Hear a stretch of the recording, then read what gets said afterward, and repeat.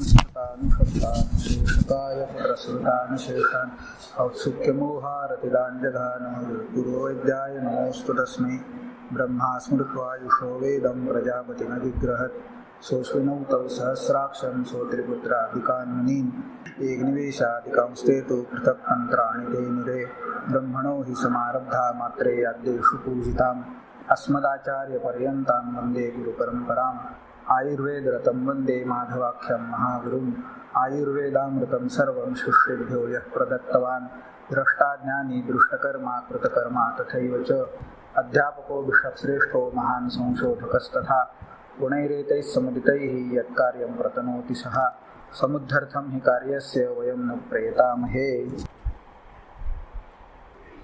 Next परीक्षा भाव is Sarada. Before going on to discuss about individual Dhatu Sarada, first we will see the Prayojan of Dhatu Sarada. Why Dhatu Sarada Parikshan is important? Why it is to be done? What are the aims of Dhatu Sarada Parikshan?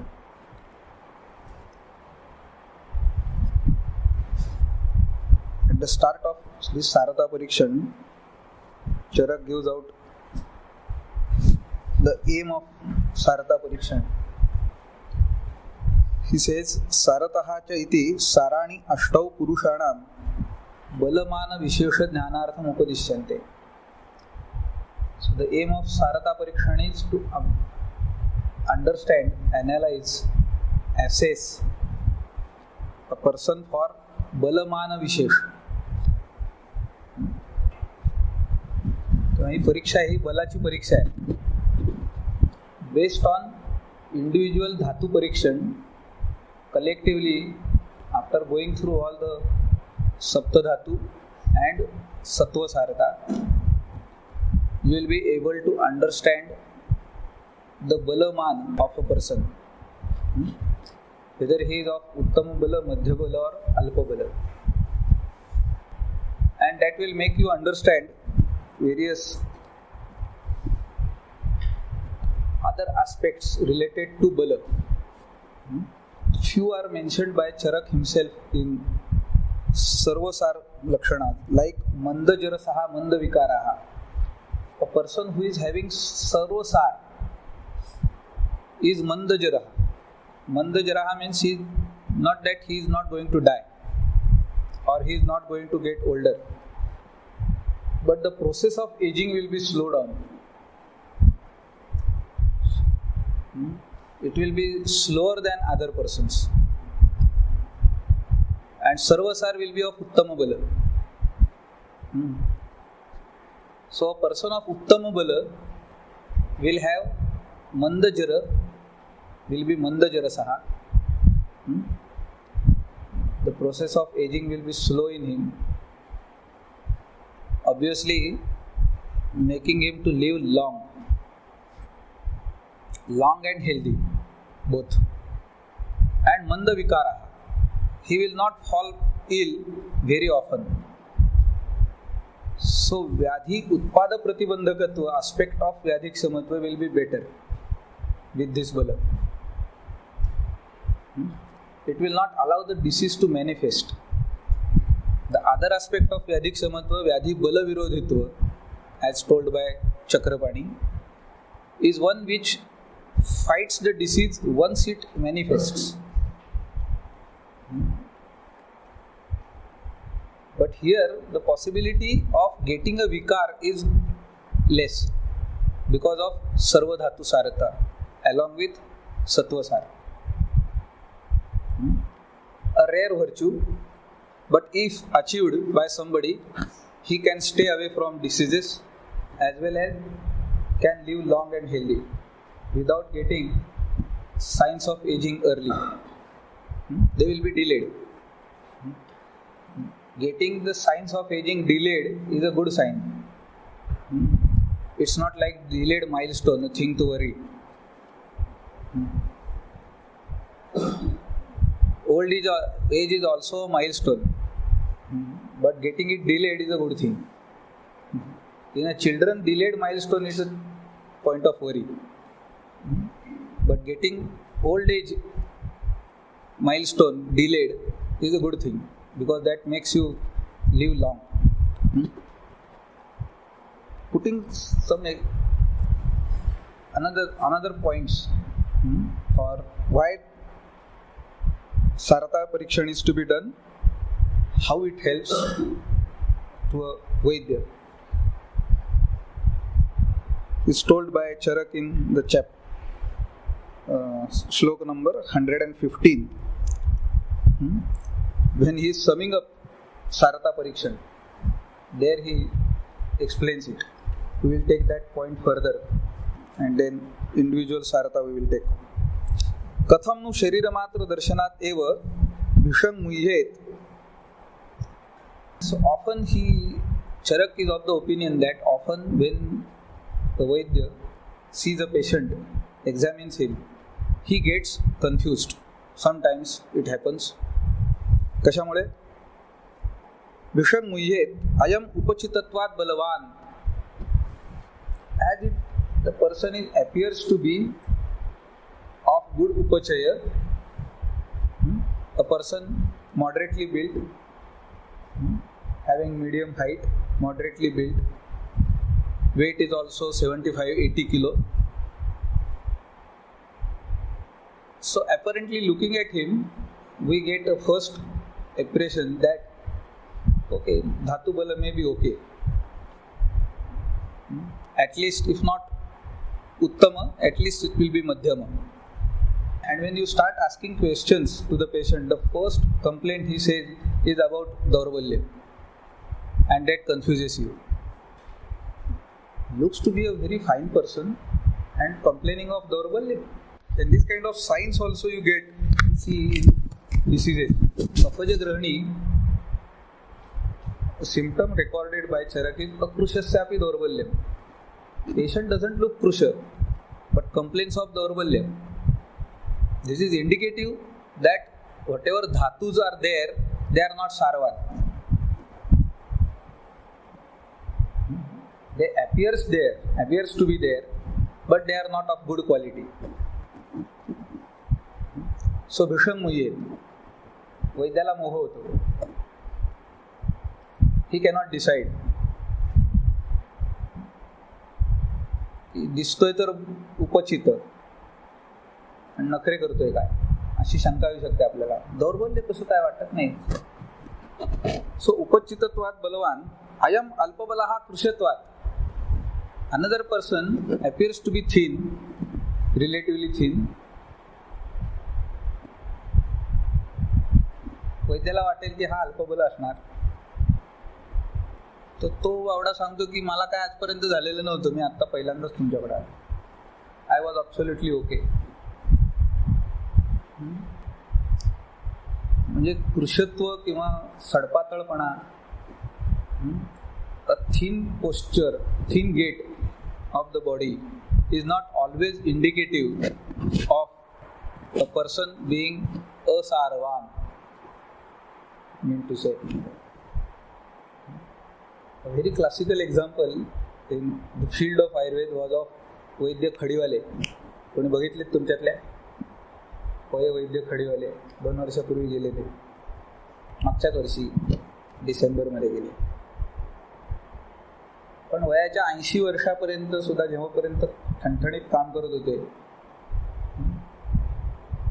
appears to be thin person, but he can work up to 20 hours also daily, day in and day out.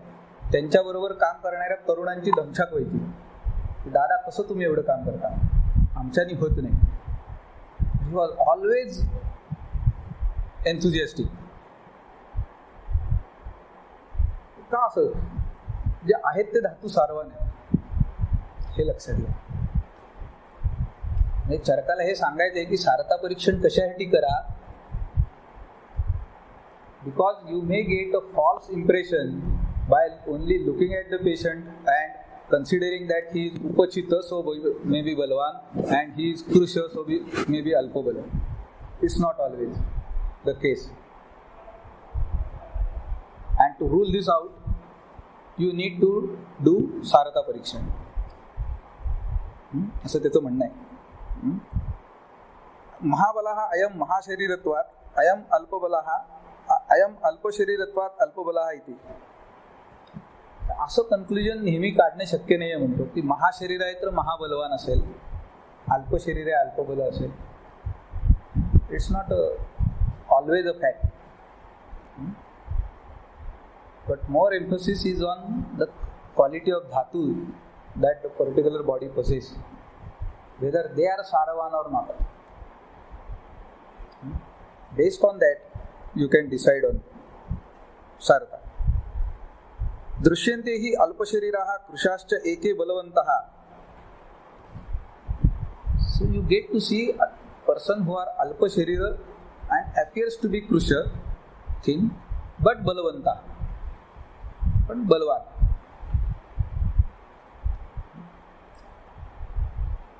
व्यायाम शक्तीतः परीक्षण पुढे येणार आहे, तिथे आणि retail जाईल, कारण बलाची परीक्षा व्यायामाने करायची. बलम व्यायाम शक्तीतः शक्त्या परीक्षेत क्रायटेरिया व्यायाम शक्ती पुढे देता येणार आहे, तेव्हा बघू आपण डिटेल. पण ती एक बलाची परीक्षा आहे. तर कृषी असून सुद्धा बलवंत दिसतात.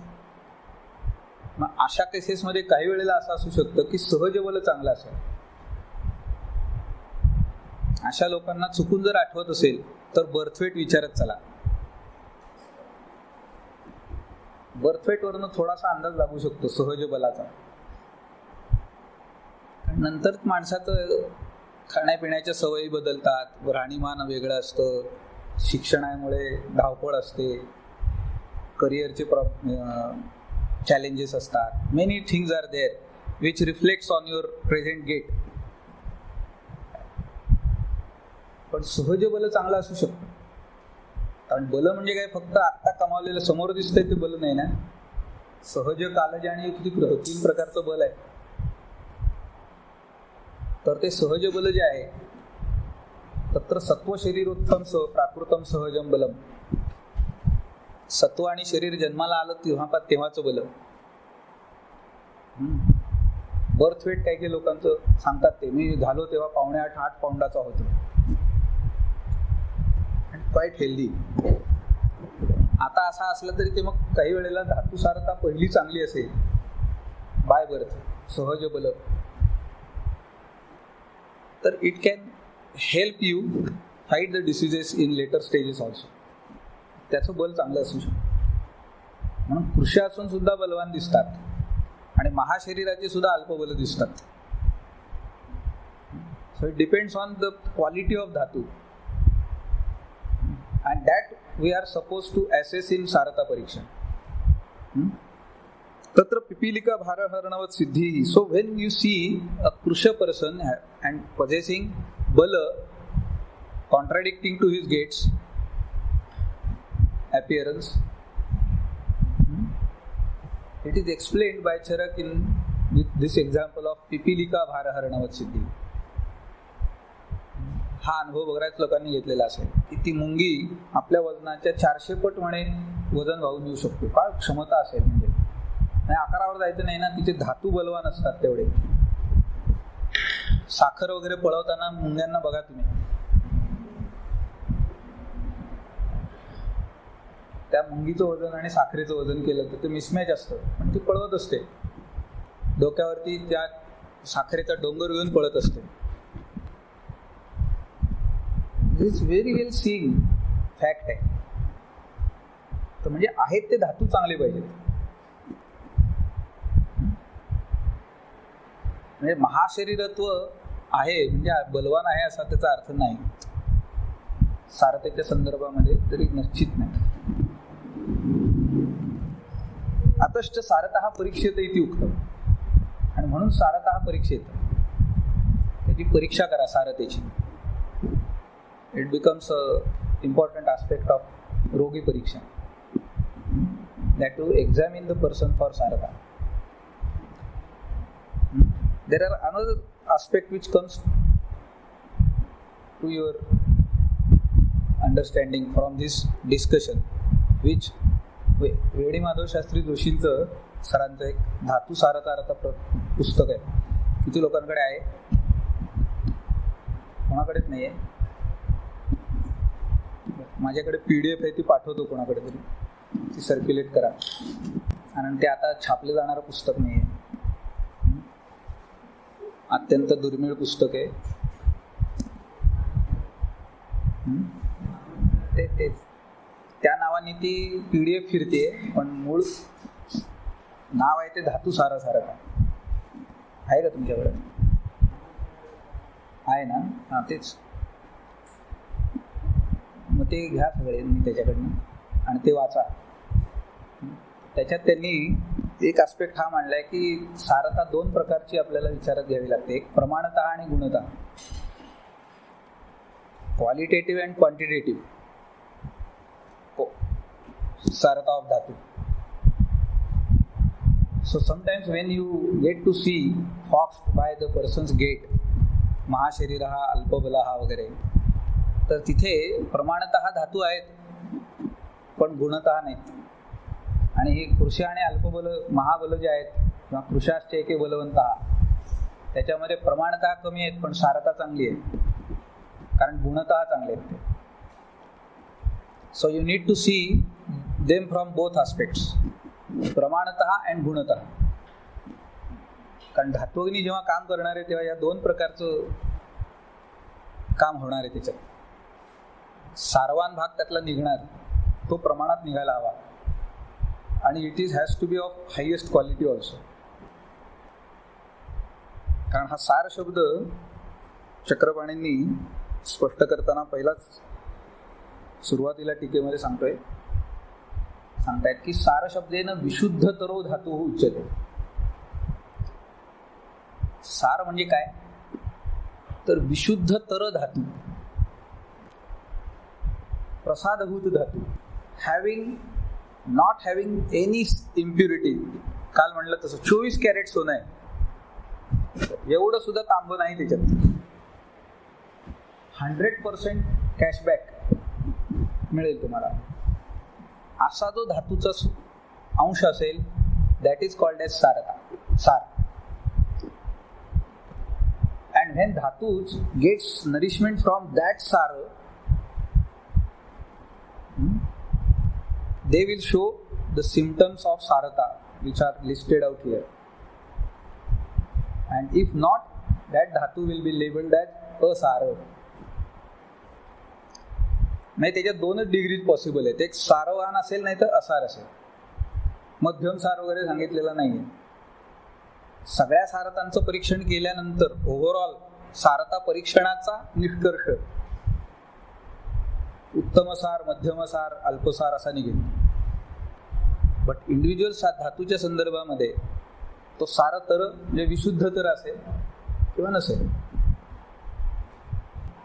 So that purest form of dhatu will form sarata, will account for sarata. The same dhatu will get nourishment, provide nourishment to different organs that are getting produced by the dhatus. काही काही विकारां धातू अवयवांच्या निर्मितीमध्ये प्रसाद असा शब्द specially येतो बघा. शोणित कफ प्रसादजम हृदयम.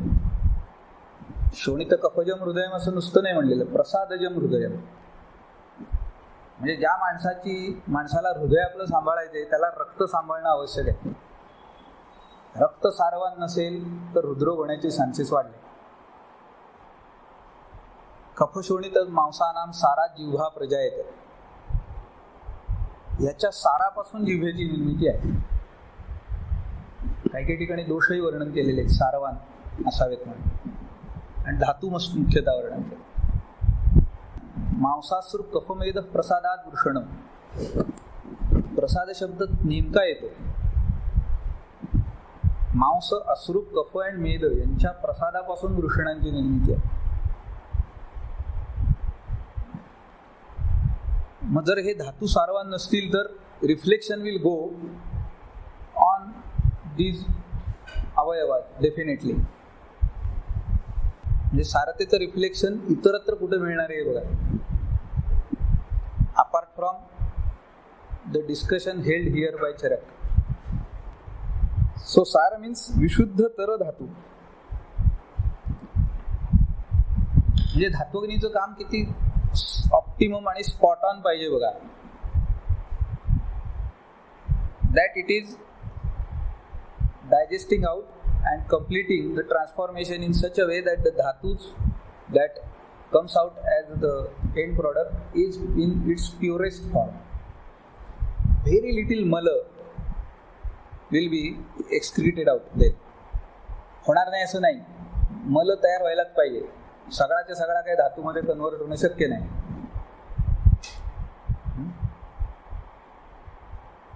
कारण धातूंच्या पाकामध्ये सुद्धा प्रसाद आणि किट्ट हे दोन पाक होतात. प्रसाद किट्टौ धातूना पाकादेवम विदर्शता. धातूंच्या पाकांमध्येही प्रसाद आणि किट्ट हे विषय आलेलेच आहेत. नाही तर धातूंचे मल सांगितलेच नसते. कफ पित्त मला खेळून सांगितले, त्याचा अर्थच हा आहे. पण ह्या परिणमनाच्या अंती जो काही धातू बनतो तो प्रसाद तर धातू बनतो. And that reflects on different symptoms in the form of different symptoms of sarata of that individual dhatu. And this has to happen in case of each and every dhatu, from rasa to shukra. That's why you may find a person having sarata of 3, 4, 5 dhatus. सर्व धातू सार सापडणं खूप अवघड होतं. Because all of your Dhatvagni has to perform at optimum level. It is like getting 10 out of 10 in all the schedules of a gymnastic event, which is highly impossible.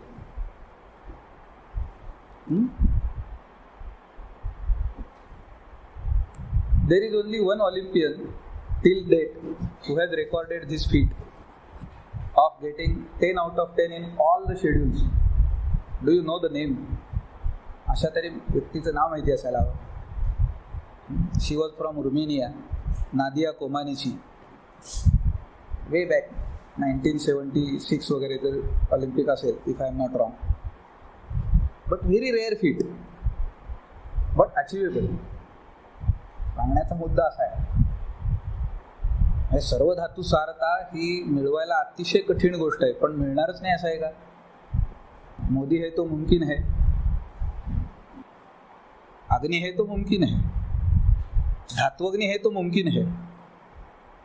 अगर धात्वग्नि अच्छी है तो मुमकिन है. धात्वग्नि चांगला ठेवायला पाहिजे. आणि धात्वग्नि कोण आहेत? जाठराग्नीचे अंश आहेत. म्हणजे जाठराग्नी चांगला ठेवायला पाहिजे. म्हणजे शेवटी जाऊन सगळं भिडतं अग्नीकडं. अग्नी चांगला असेल तर हे सगळं पुढचं चक्र नीट राहील.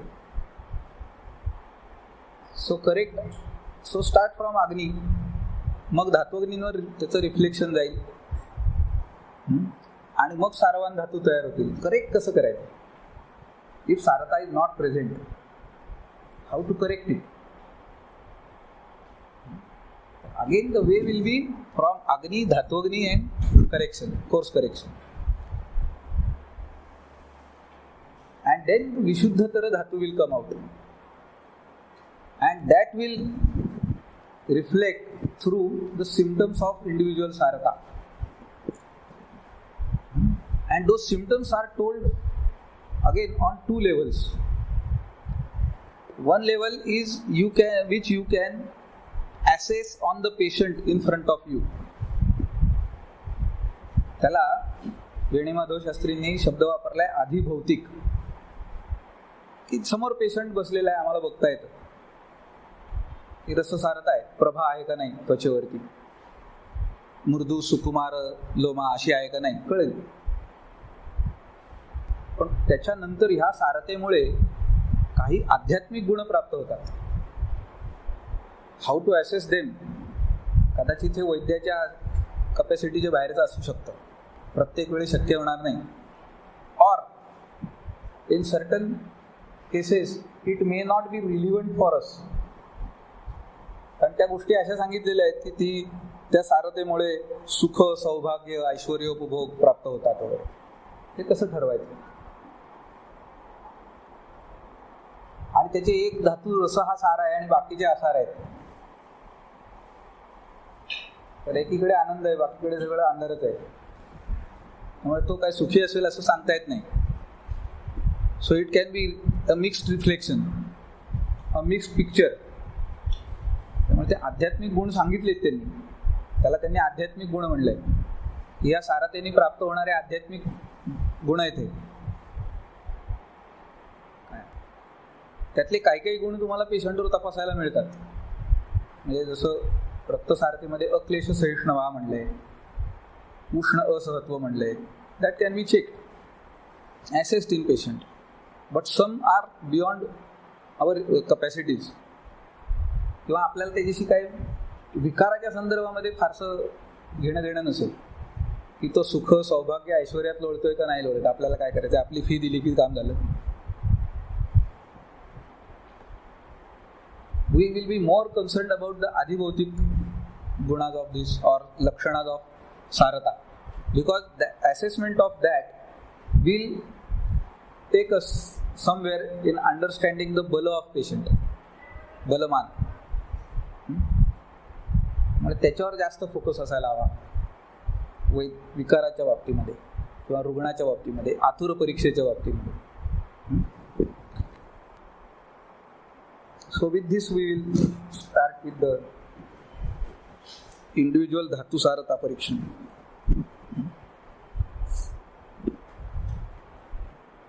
पहिला आहे तो रससार. त्याच्यामध्ये तत्र स्निग्ध श्लक्षण मृदू प्रसन्न सूक्ष्म अल्प गंभीर सुकुमार लोमा सप्रभेव च त्वक साराणाम.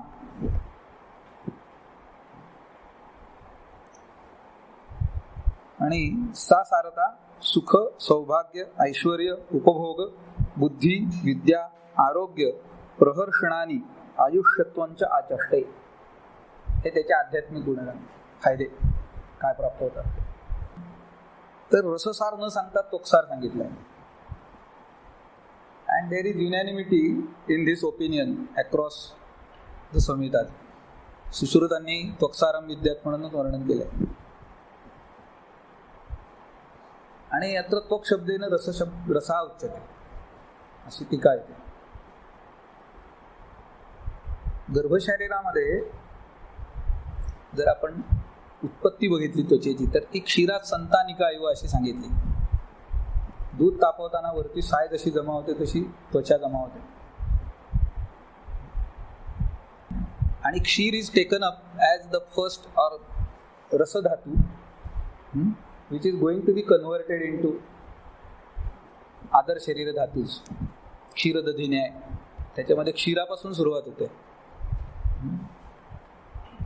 म्हणजे क्षीर इज अ रिप्रेझेंटेटिव्ह ऑफ रसधातू.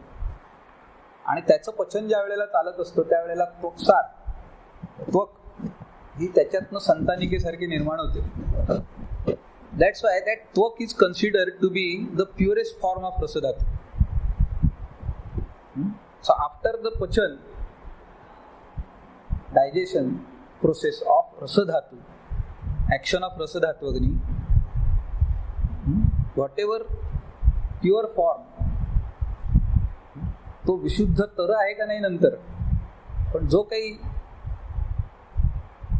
दुधाच्या क्वालिटीवर साईचं हे ठरतं ना, जाडी किती निघणार.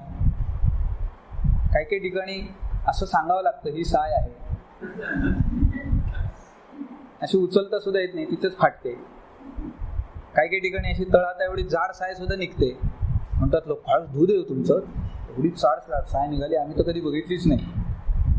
रतिवाच्या दुधाशिवाय आता तर शक्य नाही. तुम्ही मार्केटमधलं कुठलंही दूध आणा,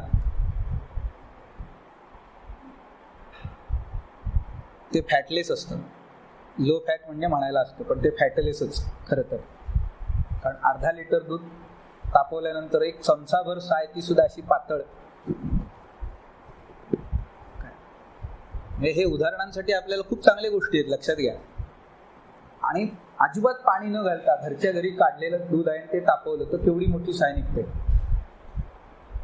हा रसधातू आणि हा रसधातू बघा, करा तुलना, कुठला विशुद्ध तर वाटतो. कुठला प्रमाणतः आणि गुणतः सारवान वाटतो, त्याच्यावर पुढचं ठरेल का नाही सगळं. कारण त्वचेचं कार्य आहे लेपन. आतल्या सगळ्या अवयवांचं लेपन त्वचा करते. त्या लेपनामध्ये त्या आतल्या सगळ्या अवयवांचं सुरक्षा ठेवणं हे महत्वाचं काम आहे. लेपन म्हणजे नुसतंच काहीतरी लपेटायचं म्हणून लपेटायचं नाही ना. It should be able to protect the organs underneath it. म्हणून जिथे मोठे मांस स्नायू वगैरे आहेत तिथे त्वचेची जाडी कमी असते, because they can protect. But flat muscles इथले जे आहेत त्याच्यामध्ये त्वचेची जाडी किती होते, अंगुष्ठोदरम जी वाढते. More protection is needed because here the organs are loosely arranged. They require more protection. त्यामुळे त्वचेची जाडी सुद्धा सगळ्या शरीरामध्ये एकसारखी नाहीये. त्वचे शरीर बघून काढून बघा.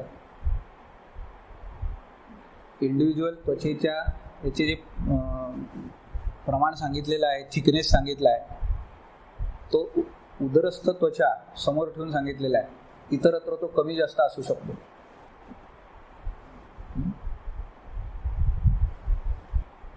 काही काही ठिकाणी याच्यावर चांगली कामं झालेली आहेत. आणि वाघोलीच्या कॉलेजमध्ये या मृतशोधन पद्धतीने प्राचीन काळची वापरून त्वचेचे 7ही लेअर सेपरेट केलेले आहेत त्या लोकांनी, आणि त्यांना ते बरोबर त्या पद्धतीनेच आढळले जसे सुश्रुतांनी सांगितलेत तसे. आणि आताच्या काळामध्ये त्याची जाडी बिडी मोजण्यासाठी अत्याधुनिक उपकरणं उपलब्ध आहेत. काय त्याची मोजदाद त्यांनी केलेली आहे. पदव्युत्तर विभागात तसं काम झालेलं आहे वाघोलीच्या. कधी गेलात तर तिथल्या यांना भेटून त्या कामाची माहिती घ्या. पण असं काम चालू असतं कुठेतरी, काही त्या वेळेला माहिती नसते आपल्याला. तर ही म्हणून त्वकसार सांगितलं, म्हणून रससार सांगितलं नाहीये. त्वचेची परीक्षण केलं की तुम्हाला रसाची स्थिती कळून येईल. कारण प्रीणन हे फंक्शन आहे तुम्ही त्वचेवरच तपासणार आहात. रसाच्या प्रदोषाने उत्पन्न होणारी त्वचेतली लक्षणं जी आहेत, आकालवलय हा which will reflect on त्वचा only, है ना. रिंकल्स, अकालवली ही त्वचेवरच येणार आहे. A person who is getting dehydrated, first the skin is pinched, आणि त्याच्यावरून तुम्हाला समजतं डिग्री ऑफ डिहायड्रेशन, हो ना. कारण रसधातू हा सगळ्यात शरीरातला सगळ्यात प्रधान द्रवधातू आहे. So whenever there is apadhatu kshay, the first reflection goes on rasadhatu. Most dominant apadhatu प्रधान धातू आहे तो रस आहे. त्यानंतर रक्त, मग मांस, मग मेद. तर ह्या पद्धतीने ते जात आहेत. म्हणून निर्द्रवता आली की पहिलं रिफ्लेक्शन येतं ते रसावर येतं. आणि स्किनवरती तुम्हाला डिहायड्रेशनची सायन्स म्हणून रिंकल्स दिसायला लागतात. And you try to rehydrate the person. आपल्याकडे ही कन्सेप्ट आलेली आहे ग्रंथामध्ये. डिहायड्रेशन आणि रिहायड्रेशन हे काय आता शोधून लावलेलं नाही आहेत. पूर्वी लोकांना जर अतिसार होत होते तर डिहायड्रेशनही होत होते. असं होणार नाही ना की त्या काळी डिहायड्रेशन नव्हतंच. अतिसार होता पण डिहायड्रेशन नव्हतं, सर्दी होती पण डिहायड्रेशन नव्हतं, असं काय होणार नाही. तर क्षामम अक्षामेण असा संदर्भ आहे ग्रंथामध्ये आलेला. रिप्लेसमेंट कशाची करायची, चरकामध्ये आलेला विषय. तिथं चक्रपाणींची टीका आहे. क्षाम निर्द्रवा. क्षाम म्हणजे काय, निर्द्रव. हे कोणाचं वर्णन आहे, हे आतुराचं वर्णन आहे. हे निर्द्रव झालेला आतूर म्हणजे काय, डिहायड्रेट. आणि अक्षामेण म्हणजे काय, द्रवेण.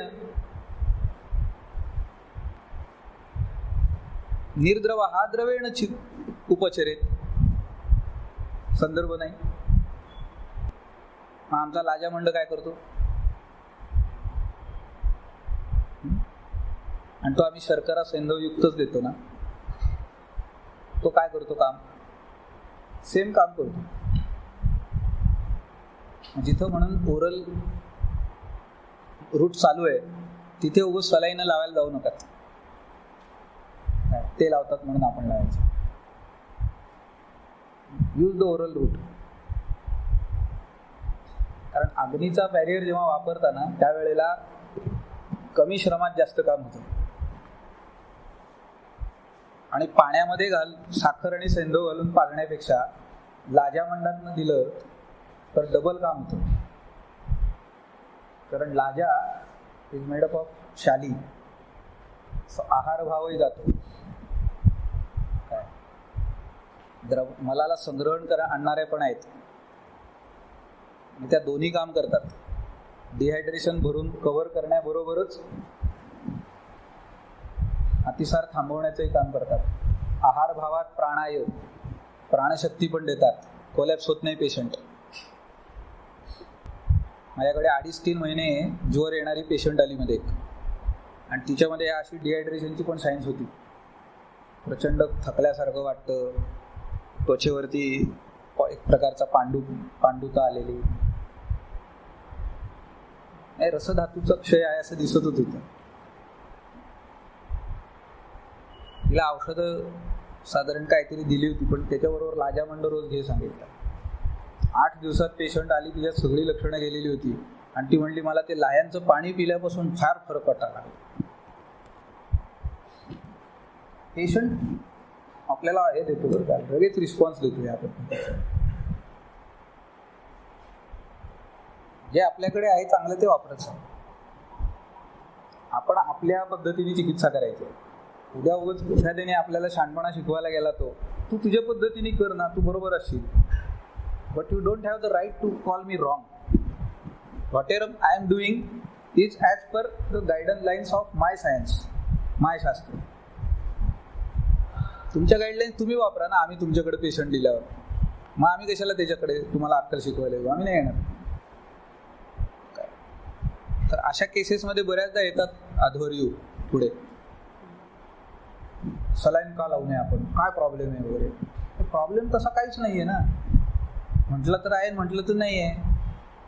दारू एकदा पिली काय आणि 100 वेळा पिली काय?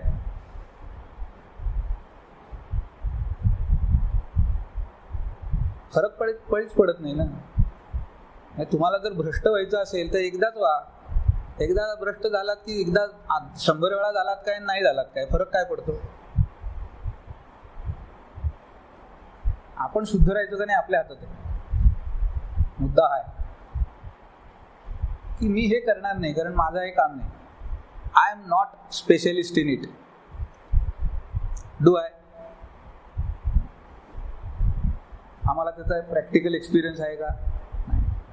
आम्ही त्याचे पदवीधर आहोत का? नाही. मग आम्ही ज्याचे आहोत त्याचं आम्ही करावं ना. कारण बरेच प्रश्न लोकांना पडलेले असतात.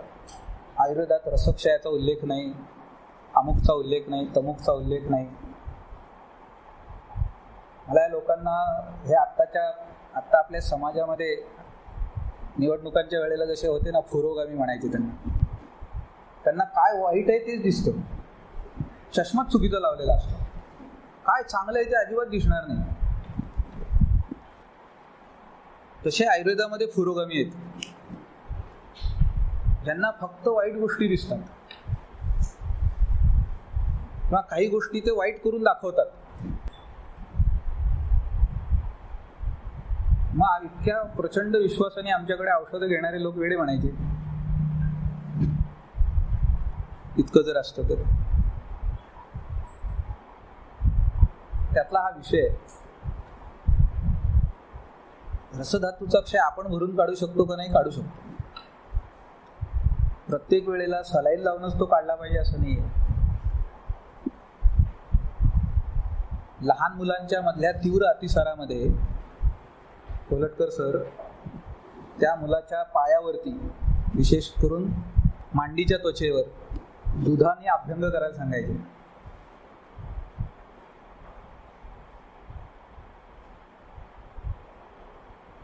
आणि त्यांनी अतिसार थांबलेले बघितले. दिसायचे, रसक्षय भरून यायचा, पोरग पुन्हा टुणटुणीत होईल. आता दूध हे अतिसारावरचं औषध आहे का सांगा? नाहीये. पण ते रसक्षय भरून काढायचं तात्काळ. धातूला बल मिळालं की दोषनिग्रह आपोआप होतो. हे सूत्र आहे, बलम ही अलम निग्रहाय दोषाणा. आणि पक्वाशयाच्या सन्निध तो जो अवयव आहे, मांडीची त्वचा आहे, ही आपानाचाच अवयव आहे तो. त्यामुळे ऍब्सॉर्प्शन लवकर झालं की पक्वाशयातल्या वाताचा प्रकोप लवकर कमी करतो. हा त्याच्या मागचा विचार आहे. कारण तीच त्वचा का निवडली, सगळ्या अंगाला का नाही चोपडलं? कारण अतिसाराची संप्राप्ती आकार कुठे घेते? पक्वाशयात. तो आपानाच्या क्षेत्रात येणारा अवयव आहे. तुम्ही नाभी प्रक्षेपी सांगून शकता, उदराला अभ्यंग करू शकता, मांड्यांच्या सख्ती प्रदेशातल्या त्वचेवरही अभ्यंग होऊ शकतो. And that can cover up this dehydration. आणि एकदा धातूचं बल वाढलं की दोषांचा निग्रह होतो, विकार शमन होतो. प्रत्येक वेळी स्तंभनानेच होईल असं नाही, अवस्था नीट पकडता आली पाहिजे. म्हणून जिथे तीव्र धातुबलाचा क्षय व्हायला लागलेला आहे तिथं पहिलं काय करा, ते धातुबल वाढवा. आत्ययिक अवस्थेमध्ये बऱ्याच ठिकाणी हाच अप्रोच काम करून जातो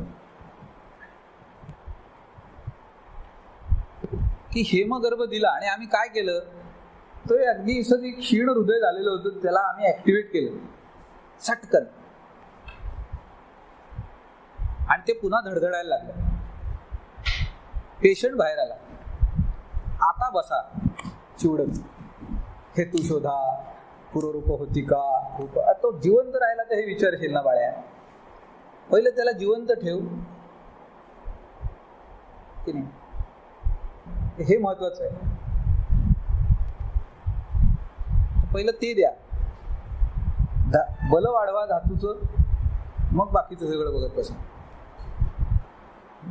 वेणीमाधव शास्त्री जोशींची चिकित्सा पद्धती ही धातुप्रधान चिकित्सा पद्धती होती. धातूंना विशेष महत्व होतं. त्यामुळे त्यांचे अशा विषयांवरचे खूप लेख आहेत ज्याच्यामध्ये धातूंच्या अंगाने विकार प्रशमन वगैरे याचा विचार जास्त केलेला आहे. एवढं काही वाङ्मय मिळतंय ते वाचा, सकस लिखाण काय असतं ते कळेल तुम्हाला. आणि पुण्यामध्ये असाही एक प्रॅक्टिसचा मोठा ट्रेंड आहे, परंपरागत. जवळपास आता 5वी पिढी त्यांची त्याच्यात असेल. तो जोशींचा, गणेश शास्त्री जोशी, ही जी प्रणाली आहे ती दोष प्रधान चिकित्सा प्रणाली आहे. त्यांच्यामध्ये दोषदृष्टी ही भवेत वैद्य, यस्यात खलमध्यगः रसभेषज तत्वज्ञः स्याच्च गुणचिंतकः, असं त्यांचं ब्रीद वाक्य आहे त्यांच्या परंपरेचं. सो पहिलंच म्हणणं त्यांचं दोषदृष्टी ही भवेत वैद्य. And both the Venimadhav Shastri Joshi हे सुद्धा आयुर्वेदातलं एक मोठं नाव आहे, आणि गणेश शास्त्री जोशी सुद्धा ॲट पार, आणि दोन्ही जोशी आहेत, तोलामोलाचे जोशी. जोशी तोलामोलाचे असतात. तर दोन्ही विचार तितके सशक्त आणि सबल विचार आहेत. समोर आलेल्या परिस्थितीप्रमाणे अवस्थेत काय करणं गरजेचं आहे हे बघा, त्याप्रमाणे अप्रोच घ्या. कारण दोन्ही परंपरा चिकित्सा व्यवसायामध्ये यशस्वी परंपरा आहे.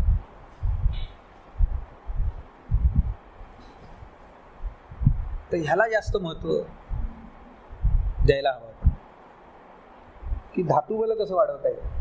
कारण सारता वाढली, सारवान धातू तयार झाला की व्याधीला विरोध आपणच होणार आहे. म्हणजे सर्व धातू सार हा मंद विकार आहे, पण आम्ही जितकी जास्तीत जास्त धातूंची सारता मिळवू, that will keep us away from the विकार. ॲटलिस्ट असं तरी आम्हाला बघायला मिळेल की रसधातू सार असल्यामुळे रसप्रदोषाचे विकार नाही झालेले, असंही अभ्यास करता येणं शक्य आहे. की रसप्रदोष, कारण धातू प्रदोषाचे विकार सांगितलेत ना, ते त्या त्या धातूमध्ये दोषांनी दुष्टी केल्याने होतात. दुष्टी का होते? दोष तिथं जाऊन दुष्ट का करतात धातू? याचा अर्थ तो सारवान नाही. Dosh get something in that dhatu to step get settling and manifest disease. That means the dhatu is not सारवान. मग ह्या पद्धतीने पण अभ्यास आम्हाला करता येईल. म्हणजे ही सारता नाही ठरवता आली तर आम्ही उलट्या बाजूने जाऊ की प्रदोषाचे विकारांची लिस्ट असते ना, यातले किती विकार त्या माणसाला झालेत विचारा आतापर्यंत, आणि मग धातू सारता चेक करायला घ्या. This is another aspect of it. तर त्वचेवर जिथं दिसणार आहेत लक्षणं ही सगळी आहेत ती त्वचेवरती दिसणारी लक्षणं आहेत. म्हणजे रससारतेमध्ये एकच अवयव बघायचा आहे आम्हाला, तो म्हणजे त्वचा.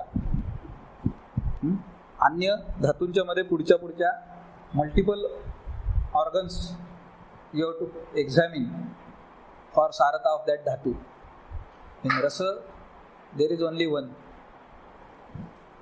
त्वचा. ती कशी दिसते? स्निग्ध, श्लक्ष्ण, मृदू. स्निग्ध, दर्शनाने सुद्धा स्निग्धता कळते. जेव्हा एखादी गोष्ट स्निग्ध असते तेव्हा शायनिंग अपिअरन्स असतो त्याच्या सरफेसवरती. That is indicative of स्निग्धता. कारण असं बोट लावलं म्हणून तुम्हाला स्निग्धता कळेल असं नाही. मऊपणा कळतो, मार्दव कळेल, श्लक्षणता कळेल, पण स्निग्ध त्वचेतून असं काही तेल बिल गळत नसतं की जेणेकरून स्निग्ध आहे हे कळावं. मृदुता, श्लक्षणता हे स्पर्शगम्य भाव असू शकतात. स्निग्धता दर्शनगम्य भाव असू शकतो. नजरेला समजतं, चकचकीत किंवा एक प्रकारची ग्लॉसी अपिअरन्स हा त्या त्वचेला आहे. तुकतुकीतपणा, मराठीत तुकतुकीत म्हणतात. बऱ्याचदा अशा प्रकारची त्वचा तुम्हाला नित्य मांससेवन करणाऱ्या लोकांमध्ये दिसेल. कोणामध्ये दिसेल ते सांग. जे नित्य मांससेवी असतात त्यांच्या त्वचेवरती एक प्रकारचा असा वेगळा तुकतुकीतपणा दिसतो. तो प्राकृत नसतो.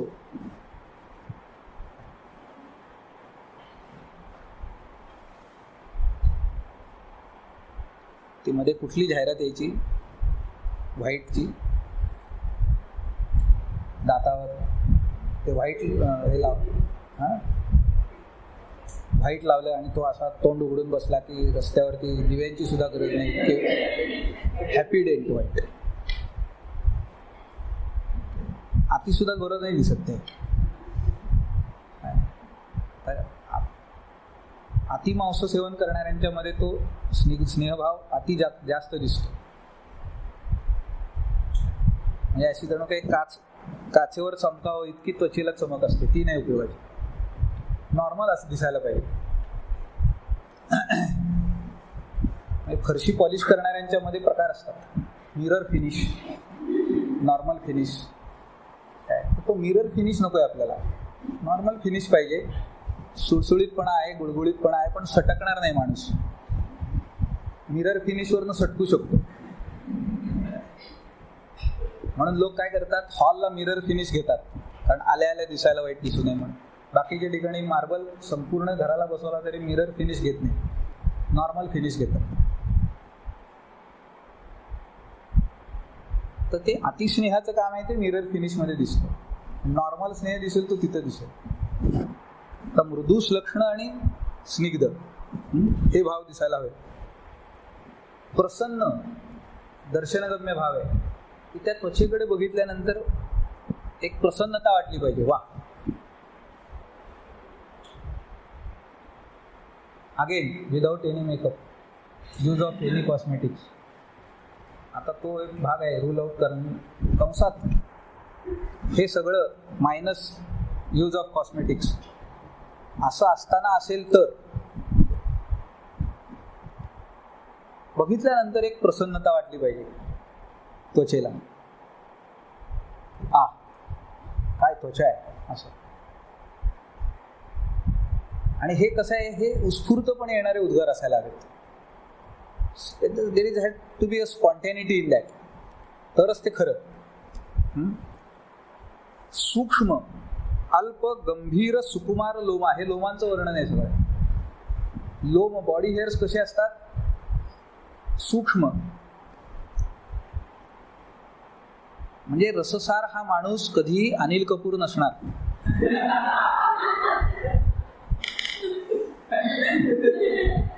प्रसिद्ध उदाहरण. सूक्ष्म असतात, त्या मानाने कमी. अल्प, गंभीर, बट डीप रुटेड, कारण त्वचा सारवा नसते. काही काही लोक सांगतात की अहो आंघोळ केल्यानंतर असं नुसतं अंग घासलं तरी बॉडी हेअर्स निघून येत आहेत. म्हणजे असं जर एखादा लक्षण घेऊन आला तर त्याचा त्वकसार तपासा पाहिजे, कारण हे त्वकसाराचं लक्षण आहे. गंभीर, सहजी असा उपटायला गेला तर उपटला जाणार नाही. अशा लोकांनी ते हेअर रिमूव्हिंग वगैरे काय उद्योग करतात, ते करताना यांना 2दा 4दा सुद्धा करावं लागेल, कारण गंभीर आहे. सांगण्याचा मुद्दा हा आहे. म्हणजे काय काय माहितीचा आपल्याला उपयोग होईल सांगता येत नाही. उद्या एखादी सुकुमार बाला आली आणि आपल्याला सांगायला लागली काहीतरी त्वचेचे, आणि सांगता सांगता तिने आपल्याला माहिती पुरवली की मी ब्युटी पार्लरमध्ये गेले आणि हेअर रिमूव्हिंग साठी बसले, तर तिला 4-4, 5-5 वेळा ते काय लावतात नाही, अशी पट्टी लावतात आणि ओढतात. तर ते एका पट्टीत काम नाही होणार हिचं. असं जर ही सांगितलं हिनी तर समजा की ही रससार असण्याची शक्यता जास्त आहे, कारण ते गंभीर लोम आहेत ना, सहजी निघत नाहीत. बरे डीप रुटेड असतात, असायला हवेत, कारण त्वकसार असतात. कशातनं निर्माण होते ते बघा. सो गंभीर, पण गंभीर आहे त्याचा अर्थ सुकुमार नाही तसं नाही, रसधातू आहे. Sukumaratva will be there. Delicate but strong, अजब कॉम्बिनेशन, रेअर कॉम्बिनेशन. स्ट्रॉंग पण आहेत पण डेलिकेट पण आहेत, नाजूकपणा पण आहे त्याच्यामध्ये. दे हॅव नॉट, म्हणजे ते राठ नाही आहेत केस. अस्थि धातूतल्या लोकांचे वरदे गळा जेव्हा असतात ना, ते राठ असतात, मऊ मुलायम वगैरे नसतात ते. पण रससारतेमध्ये अल्प आहेत, गंभीर आहेत आणि सुकुमार आहेत. They will not be many, but whatever are will be of strong roots and delicate. हे त्वचेचं वर्णन केलं त्यांनी. आणि एक भाव सांगितला, अल्पलोमा असतो, अलोमा नसतो. अलोमा म्हणला तर तो आधी अष्टवनिंदित यात जाईल. अल्पलोमा, शुरोमानी पिंग केशोल्प रोमा, अलोमा नाही आहे सांगितलं, अल्परोमा आहे. ते तपासता येईल तुम्हाला. आणि एक भाव त्वकसारामध्ये महत्वाचा सांगितलाय, सप्रभेवच त्वकसाराणा, सप्रभा इवच. त्वचेच्या संदर्भामध्ये दर्शनाने गम्य 2 भाव आहेत, एक प्रभा आणि दुसरी छाया. छायेचा विषय बऱ्याचदा अरिष्ट लक्षणांमध्ये येतो. नॉर्मल छाया जी आहे ती नाभसी निर्मला छावा, नाभसी निर्मला, निर्मळ त्वचेची एक प्रकारचा जो लस्टर असतो, जवळून बघितल्यानंतर कळणार. आणि प्रभा म्हणजे दुरात प्रकाश येते, आसन्ना लक्षते छाया दूर, प्रभा दुरात प्रकाश येते. माणूस येत असताना एक 8-10 फुटावरूनच कळतं की काय तेजस्पुंज शरीर आहे.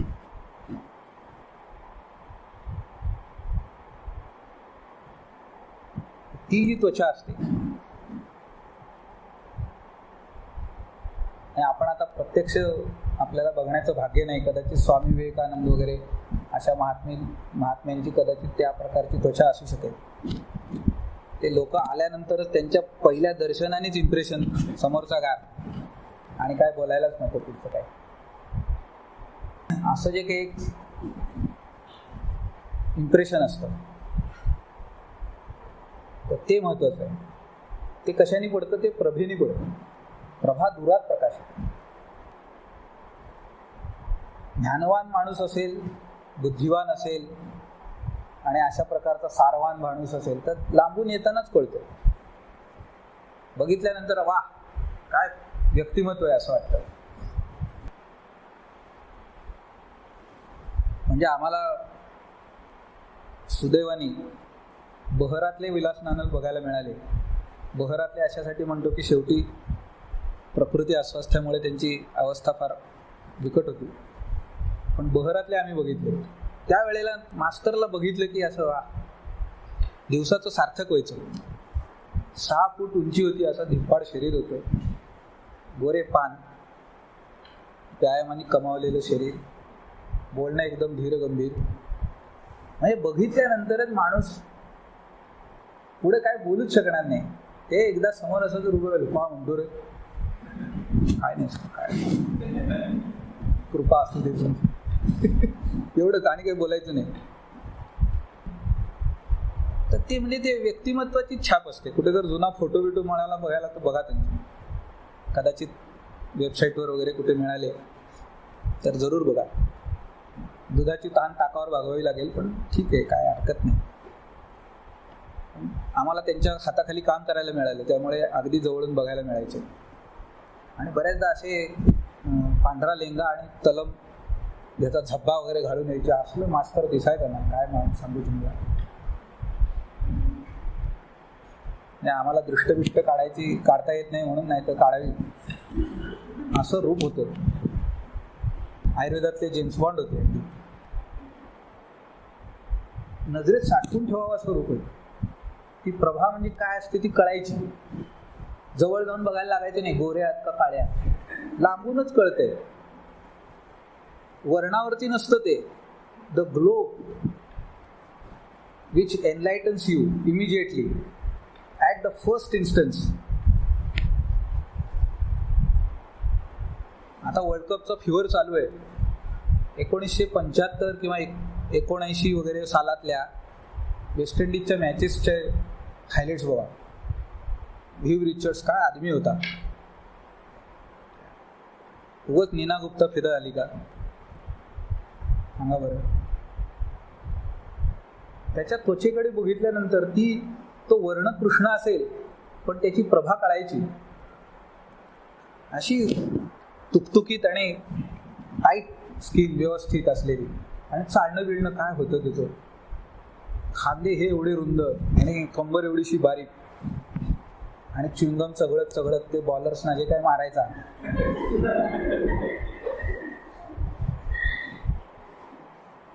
ते आताचे सगळे आहे ते कॉस्मेटिक हिरो आहेत. त्याला काय कधी मेकअप बिकअप करावा लागला नाही. अशी साधी टोपी घालून यायचा, हेल्मेट सुद्धा वापरत नव्हता, आणि चेहऱ्यावरती एक विशिष्ट माज तिच्या इतका झळकायचा ना, तो त्याला शोभायचा. दुसऱ्या कोणी डुप्लिकेटनी करायची ती कामा नाही.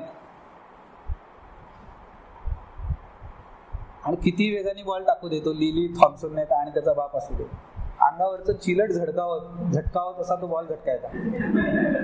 इतकं सहज बघण्यासारखे गोष्टी. ते खरं धातू बोल कसलं एफर्टलेस. एफर्ट लावलाय असं वाटणारच नाही तुम्हाला. बॉल पडलाय ना असं नुसतं केलंय, बघताय सगळे गेला की तिकडं. आता तर असता तर काय केलं असतं देऊ दे. T20 मध्ये त्यांनी 200-300 रन सहज मारले असते.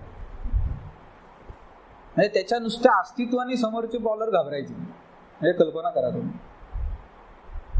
अशी व्यक्तिमत्व जी असतात ना, ती सारथीमध्ये आपण समोर आणावी. शिकण्यासाठी कुठली आणायची ते सांग. की ते शुद्ध सत्वाने आलेले गुण असतात. सप्रभेवच, अशी प्रभा दिसली पाहिजे. ज्ञानेश्वरांचे फोटो बघा, फोटोकडे बघितलं तरी बरं वाटतं. प्रत्यक्ष ज्ञानेश्वर जर आले समोर तर वातात बसेल आपण. समजा दिलं आपल्याला दर्शन, आपलं काय पूर्वजन्मीचं भाग्य म्हणून, काय बोलवू शकू आपण पुढे? काहीच नाही बोलणार, कारण ते रूपच तसं असणार आहे. तर ती त्वक्सारतेतनं उत्पन्न होणारी, त्वक्सारतेचा भाग म्हणून आलेली प्रभा आहे. दुरात प्रकाशते, भास तू वर्ण प्रकाशिनी, असं वर्णन आहे तिचं. म्हणजे पुन्हा भ्राजक पित्ताचं काम इज ॲट इट्स ऑप्टिमम, असंही असायला पाहिजे ना त्या त्वचेच्या ठिकाणी. Which glows the varna, colour of the skin to its fullest. म्हणजे काही वेळेला कसं असतं की व्होल्टेज कमी असतं त्यावेळेला बघा 40चा बल्ब लावलेला सुद्धा 25 सारखा पेटत असतो, 0 बल्ब सारखा पेटत असतो. आपण म्हणतो काय ध्यानच नाही याच्यामध्ये, काय व्होल्टेज लो आहे. पण तेव्हा व्होल्टेज चांगलं आहे आणि प्रखर पेटायला हा बरं वाटतं बघायला. तसं ही त्वचा आहे, हे व्होल्टेज तसं दिसलं पाहिजे. 40-60 तर असेल तर तसंच दिसायला पाहिजे. बल्ब लावायचा 60चा आणि उजेड देणार 0चा, समथिंग इज रॉंग. याचा अर्थ वर्णप्रकाशन चांगलं नाहीये. कलर सुद्धा कसा असतो, कुठलाही मिळेल आपल्याला, ते आपल्या हातात नसतं. We can keep it glowing, that is in our hand. त्याचा ग्लो ठेवणं चांगलं आपल्या हातात असतं का नाही. म्हणून दिनचर्येतले विधी आले, म्हणून मग अभ्यंग आलाय, उद्वर्तन आलंय, which keeps it in good condition. आज ते वापरत नाहीत लोकांच्या, आणि मग लोक घेऊन येतात टॅनिंग होते माझ्या त्वचेचं. हे कशामुळे होते? जे नैसर्गिक आहे ते जपत नाही आहात तुम्ही. We are going away from nature. So go back to nature. हे सगळं करायला लागा, आपोआप सुधारेल. तेव्हा प्रभा हा एक भाव आहे त्वक्साराणामध्ये येणारा. आणि सा सारता सुख सौभाग्य ऐश्वर्य उपभोग बुद्धी विद्या आरोग्य प्रहर्षणानी आयुष्यत्वमच्या आचष्टे. हे तिचे आध्यात्मिक फल आहेत. काय काय प्राप्त होतं? सुख प्राप्त होतं, सौभाग्य, ऐश्वर्य, उपभोग, बुद्धी, विद्या. रससार माणसांमध्ये बुद्धी आणि विद्या हा सुद्धा गुण ऑप्टिमम लेवलला असतात. आणि आयुष्यत्व, आयुष्य. आता आधी सारता असेल तर हे सगळे गुण तपासायचा विषय येतो. पण कदाचित वैद्याला या गोष्टींमध्ये प्रत्येक वेळी जायला लागेल असं नाही. म्हणजे काही यातले भाव असे आहेत की जे मानस पातळीवरती तपासायचे भाव आहेत. प्रहर्षणाने रसधातू सार असताना माणूस आनंदी असतो, नसेल तर नसतो, असा त्याचा अर्थ आहे. म्हणजे मानसभाव तपासण्यासाठी सुद्धा काही शारीरिक क्रायटेरिया आहेत आपल्याकडे. पण शोकामुळे किंवा विषादामुळे आलेलं दैन्य असेल ते प्रत्येक वेळी रसधातूला लावायची गरज नाहीये. See the consequence.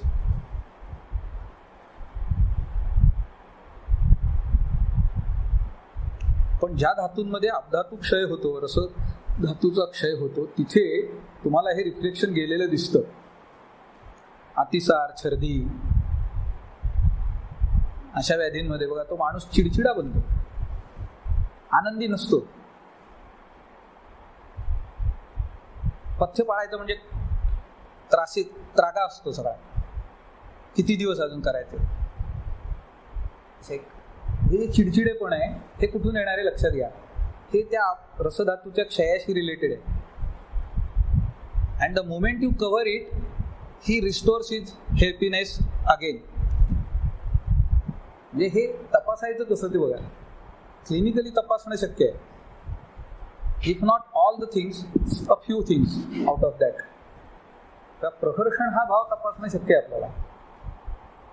धातू चांगल्या अवस्थेत असताना माणूस आनंदी असतो, पण धातू बल is at its optimum level. तर हे रससारथीचं वर्णन आहे. भाव तपासायचे ते त्वचा आणि लोम, म्हणजे दोन अवयव झाले, त्वचा आणि रोम, बॉडी हेअर्स अँड स्किन. रससारतेमध्ये तपासायचे दोन अवयव होते. यांचं परीक्षण करायचं, रससारतेविषयीचा निर्णय घ्यायचा, सार आहे असार आहे. Out of that if you get a few symptoms right, संपूर्ण सार नाही आहे पण पूर्ण असारही नाही आहे, moderate degree of sarata can be consider. तसंच करतच जावं लागणार आहे तुम्हाला. आणि मग कलेक्टिव्हली सारतेचा काहीतरी एक हे निघेल आमच्या. म्हणजे आम्ही एक जर असं टेबल तयार केलं धातूंच्या सारतेचं, तर त्याचा एक निचोड येईल शेवटी ॲव्हरेज. एक 7 पैकी 4 धातू सारवान दिसले, मिळाले, 2 असार मिळाले, 1 मध्यम सार मिळाला. रिझल्टंट काय? सर्व धातू सार तर नाहीच आहे, पण मध्यम सार असा निष्कर्ष निघू शकतो. म्हणजे त्याचं बल जे असणार आहे ते मॉडरेट बल असेल. That gives you, helps you to decide about which procedures you will put the patient under, which medicines you are going to select, etcetera etcetera. ते पुढे लाईन ऑफ मॅनेजमेंटला उपयोगी पडेल. पण असं प्रत्येक धातूचा एक्झरसाइज करायला लागेल आपल्याला. And then we can arrive at a conclusion. पुढचा आहे रक्तधातू.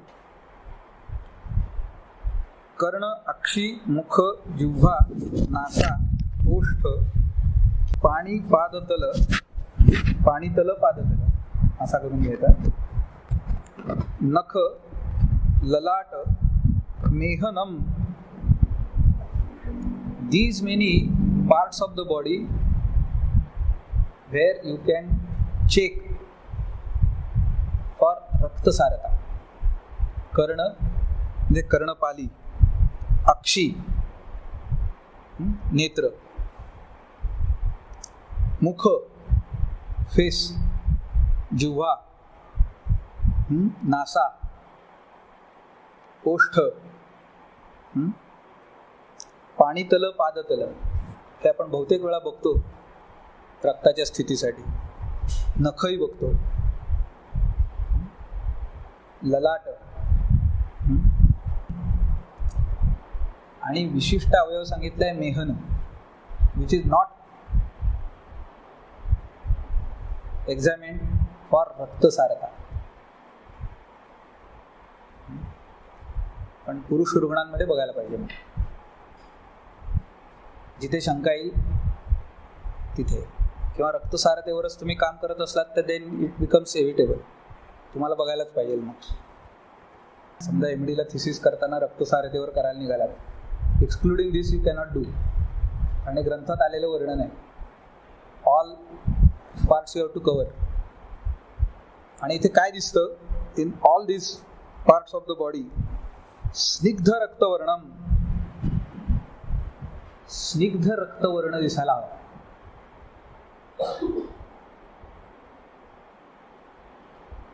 म्हणजे रक्तवर्ण असायलाच हवा, पण त्याच्याबरोबर त्याच्यात स्निग्धता असायला हवी. वृक्ष रक्त नको. It should not be dusky red, पण ऑइली रेडही नाही. स्निग्ध म्हणजे एक तुकतुकी असलेला, लकाकी असायला हवे त्याला. शायनी रेड असा दिसायला पाहिजे तो. लॅकलस्टर नको. जो वर्ण पांडूमध्ये दिसतो तो केतकी धुली सन्निभ म्हणतात. ते केवड्याचं कणीस जर बघितलं तुम्ही त्या आतल्या ह्याच्या सकट, तर तो असा पिवळट रंग असतो, पण त्याला वृक्ष दिसतो. बघितलं की कळेल मी काय म्हणतो. स्निग्धता नसते त्याच्यामध्ये अजिबातच. स्पर्श केला तरी तेच चिरसतं. त्या नजरेला बघितल्यानंतर एकदम लाल आणि स्निग्ध दिसायला हवा वर्ण. आणि हा कुठे कुठे इतक्या ठिकाणी कर्ण, अक्षी, नासा, मुख, जिव्हा, कर्ण, अक्षी, मुख, जिव्हा, नासा, ओष्ठ, पाणी, पादतल, नख, ललाट, मेहनम, इतक्या ठिकाणी बघायचं आहे. So these will be the organs to be checked for raktasarata. काही काही लोकांच्या रागामध्ये कानाच्या पाळ्या लाल होतात. फक्त रागापुरतच नाही, एरवी सुद्धा त्या लाल दिसायला हव्या, नाही तर एरवी पांढऱ्या फटक. फक्त राग आल्यावर लाल, तसं नाही उपयोगाचं. डोळे लाल याचा अर्थ काय, आग ओकणारे नाही. तर विशेष करून डोळ्यांच्या आजूबाजूचा जो भाग असतो, कारण पांडूमध्ये बऱ्याचदा लक्षणं येतात ती अक्षिकुटाच्या ठिकाणी येतात बघा. कार्ष्णे म्हणा किंवा पांडुता वगैरे, इथेही तपासतो आपण. अक्षी म्हणजे डोळे तांबडे असा त्याचा अर्थ घ्यायचा नाही. रक्तसारतेमुळे जेव्हा असतील त्यावेळेला पापण्यांचा वर्ण वगैरे का एकदम लालसर असेल, तो बघायचा कुठे. श्वेतमंडल रक्त होणं म्हणजे रक्तसारता नाही आहे, तो व्याधी आहे. काय तो नेत्राभिषंद आहे. म्हणजे अक्षीच्या संदर्भामध्ये बघायचे कुठे, तर वर्तमानवरती आरक्तता बघायची. किंवा काही वेळेला आपण खाली करून बघतो आतल्या बाजूने आरक्तता किती आहे. आता ह्याच प्रकारे परीक्षण होतात बघा. So by retracting the lower lid you see how much redness you get to see there. आणि तिथे बहुतेक वेळा स्निग्ध रक्तवर्णच दिसतो. आणि दिसायला हवा नॉर्मल असेल तर. आणि जर पांढरकं असलं की आपण सांगतो जरा बघून घे, HB कमी असेल तुझं. The same thing you have to do for other parts of रक्तसारता also. कर्णाक्षी, मुखजिव्हा वगैरे सांगितलं. प्राकृत जिव्हेचं वर्णन रक्त आयता तन्वी असं केलंय वाग्भटाने. रक्तवर्णी असणं हे प्राकृत जिव्हेचं लक्षण आहे. मी बऱ्याचदा सांगतो कुत्र्याची जीभ बघा, आणि त्याला दाखव असं सांगावं लागत नाही. बऱ्याचदा ते जीभ बाहेर काढूनच पळत असतं. तेव्हा बघा, घरचा पाळीव कुत्रा असेल तर दाखव म्हणल्यावर दाखवेल. नाहीतर रस्त्यावर जाणारे येणारे लाईव्ह व्हॉलेंटियर्स खूप आहेत, त्याचा जीभ असं बाहेर काढून हा करत फिरत असते. एकदम पातळ जीभ असते, लाल असते एकदम, कधीही सामतेचा थर दिसणार नाही. आपली जीभ तशी कधी दिसते का असं बघा. सकाळी उठल्यानंतर दंतधावन जिव्हा निर्लेखन केल्यावर तरी दिसायला हवी, तशी दिसते का? नसेल दिसत तर रक्तसार नाही तुम्ही. Work on it. तेव्हा ह्या सगळ्या गोष्टी च्या ठिकाणी, अवयवांच्या ठिकाणी रक्ताची सारता बघायची. स्निग्ध रक्तवर्णम एक सांगितलं. श्रीमद भ्राजिष्णू, आणि ह्या ठिकाणच्या त्वचेवरती एक प्रकारचा श्रीमद भ्राजिष्णुता असते. श्रीमद इति शोभायुक्तम, शोभायुक्त, डेकोरेटेड नाही. Again without use of any cosmetics.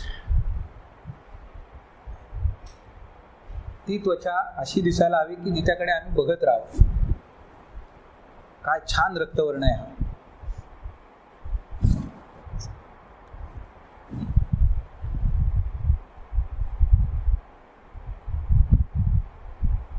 म्हणजे प्राकृत रक्ताच्या वर्णांचे जे प्रकार दिलेले आहेत त्याचे रिफ्लेक्शन तुम्हाला दिसायला पाहिजे त्वचेवर. रक्तसार असेल तर इंद्रगोपक संकाशम, पद्मालक्तक सन्निभम वगैरे जे आहे ना, ते कुठेतरी दिसेल ना रिफ्लेक्शन. म्हणून अशा ठिकाणच्या स्किन्स त्यांनी निवडल्यात किंवा अशा ठिकाणचे अवयव निवडलेत की जिथे ती स्किन त्या मानाने थोडीशी पातळ आहे, रक्ताचं रिफ्लेक्शन लवकर जास्त चांगलं दिसेल. ओष्ठ, इतर ठिकाणची त्वचा आहे तसं ओष्ठावरती त्वचेचं आवरण नाहीये, म्हणून ओष्ठ विदाउट यूज ऑफ लिपस्टिक्स लाल दिसायला पाहिजेत. हो, आजच्या काळात आवश्यक आहे, सांगायला लागेल. म्हणजे पेशंटला आपल्याला काय काय सांगावं लागेल बघा. तपासायला येताना लिपस्टिक लावू नका, उद्या जर तुमच्यातला एखादा शारीरिक क्रियेमध्ये एमडी करायला गेला आणि रक्तसारता नशिबाला आली, पेशंट स्क्रीन करायचे नाही, लोक काय करतात, ठोकून ठाकून त्याला रक्तसार ठरवण्यासाठी सांगणार की सगळ्यांना तुम्ही लिपस्टिक लावून या, लाल लिपस्टिक मी आपल्या इथं नोंदवतो, मेळा लावा. रिसर्च असे होत नाहीत. उलटा आदेश द्या की don't use any cosmetics during this study, before and after 5 days 7 days काहीतरी घाला त्याला नियम. Otherwise you will not get a proper picture. पण ज्यांना वर्षानुवर्ष लावायची सवय आहे त्यांची काय, त्यांना कूलिंग पिरियड द्यावाच लागेल. नाही तर तुम्हाला खरं कळणार कसा खरा वर्ण, कळणार नाही. हे ओष्ठ हे रक्तसार आहेत का नाही हे कळणार कसं.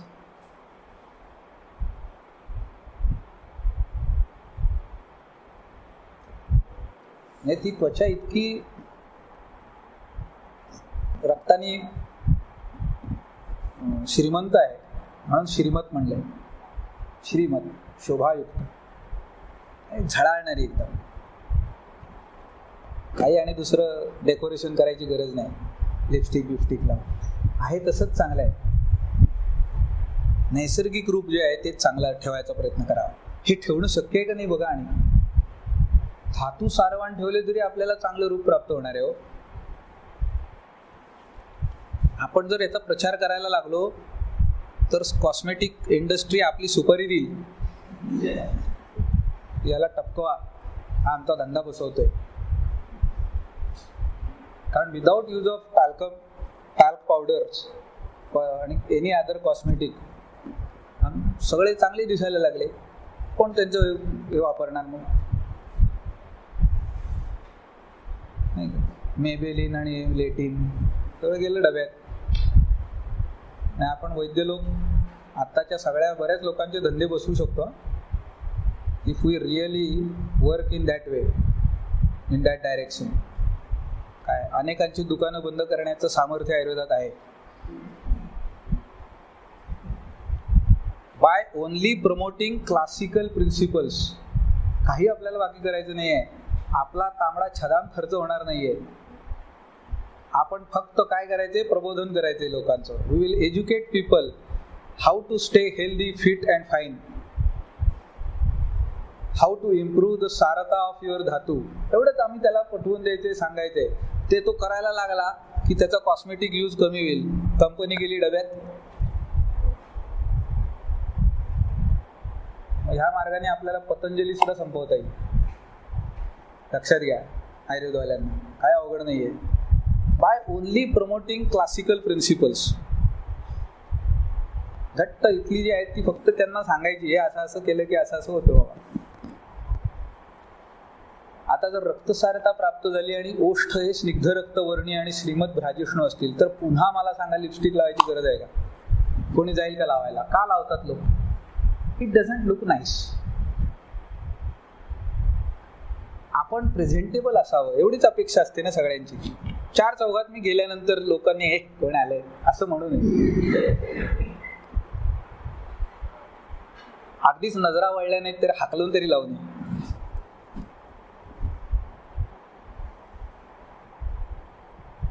काही लोक काय अगदी पोजेस बिजेस फोटोशूट वगैरे चाललेला असतो कार्यक्रमांच्या पार्श्वभूमीवरती, डोल्स अँड गबाना. त्याशिवाय लोकांच्या नजरा अशा वळल्या पाहिजे. कोण रे हा, कोण रे ही? तर without making any out this fuss, if we start looking better,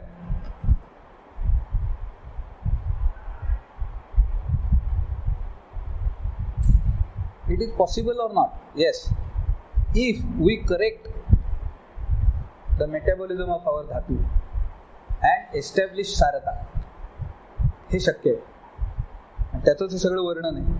आणि मग आपोआपच असा माणूस जो असतो तो सुखी होईल की नाही गे. मग त्याला ते काय काय प्राप्त होऊ शकतं. सारता सुखम उद्धताम मेधाम मनस्वित्वम, हे रिफ्लेक्शन तिकडे जातं. रक्तसार माणसं जी असतात ती मनस्वी असतात, sensitive, emotional, टची character, but not in bad sense. They always feel for others and try to help them out. ह्या अर्थाने मनस्वित्व आहे, लक्षात घ्या. मनस्वी असणं हे तसाही अर्थ आहे. एवढं तेवढं झाल्यानंतर रडणारे ते मनस्वी नाही, इमोशनल, तसं नाही अर्थ. सौकुमार्यम, रक्तसारतेमुळे येणारं सौकुमार्यता पण आहे, सुकुमारता, डेलिकेटनेस.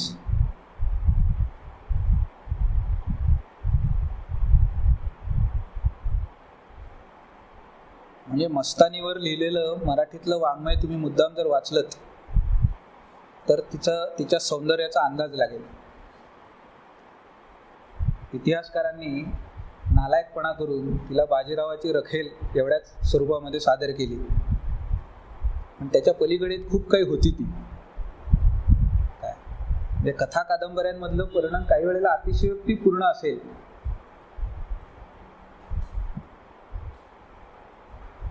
पण ती नुसतीच सौंदर्यवती होती का?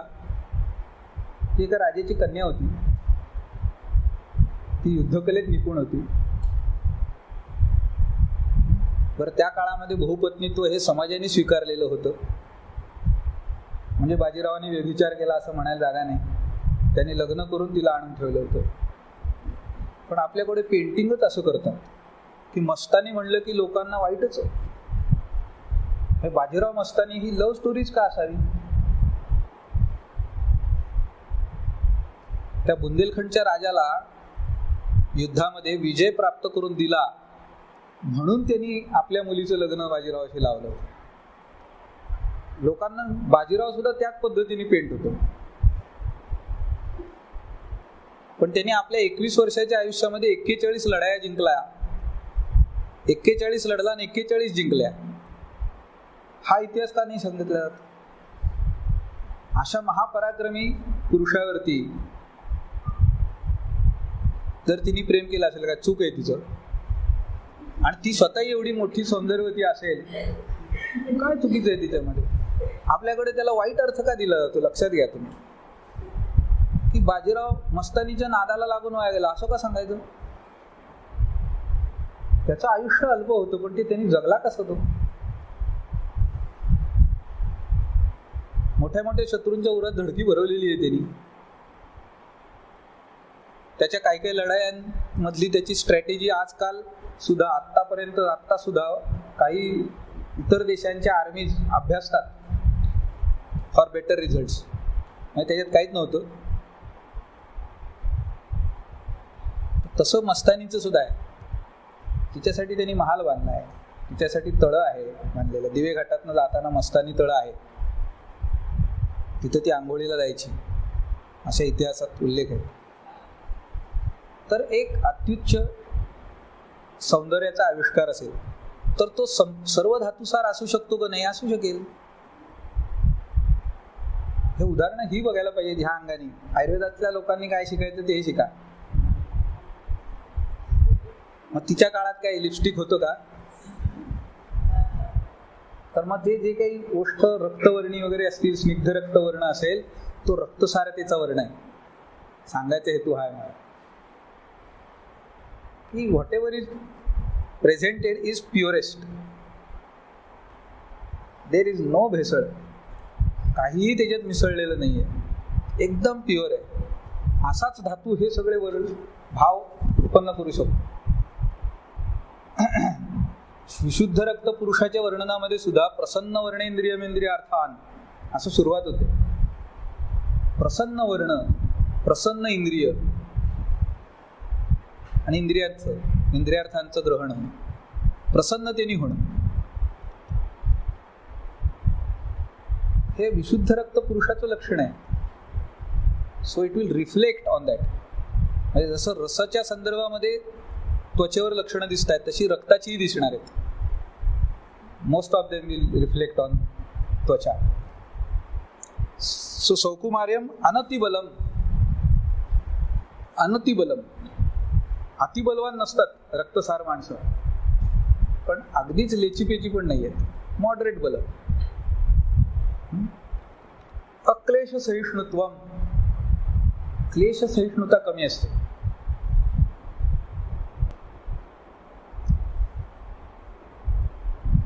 म्हणजे जर ऊन लागलं तर टोमॅटो सारखे लाल होतात.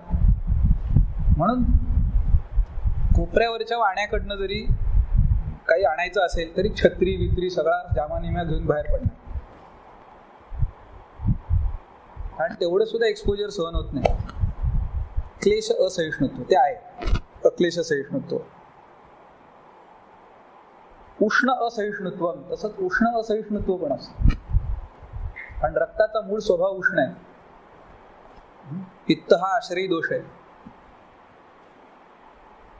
त्यामुळे उष्ण गुण आहे, वीर्य उष्ण आहे त्याचं, त्यामुळे एक्सेसिव्ह उष्णता सहन होत नाही. आचष्टे, तेव्हा एवढे भाव त्याच्यामध्ये रक्ताचे येणार आहेत. हे गुण त्याच्यात दिसतील तुम्हाला.